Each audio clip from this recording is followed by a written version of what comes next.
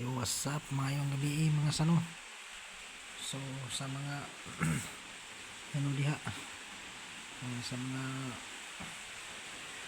naapektuhan ng lindol dito sa amin sa Bohol, ingat ingat kasi dito malakas ang lindol mga sano. Sa Cebu, malakas sa Cebu 6.7 magnitude. Sa Bugo, Cebu.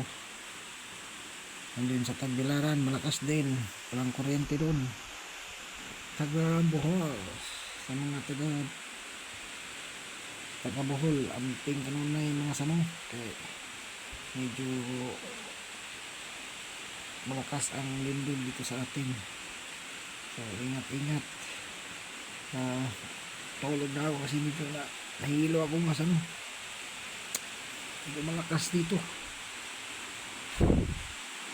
Tila nila awkward. Inano na talaga tayo ng ating Panginoon mga sama. So kailangan magdasal tayo na sana okay lang tayong lahat kasi gabi yun. Kasi gabi. Hey, kinaka-awkward. Parang nahilo ako sana. Ngayon lang, mga 9:59. So, kanina lang, mauna. Medyo dito sa amin, medyo saglit lang, pero malakas. So, ingat ha, mga kababayan. Mga sano, mag-ingat tayo. Dahil lindol, malakas. Ingat.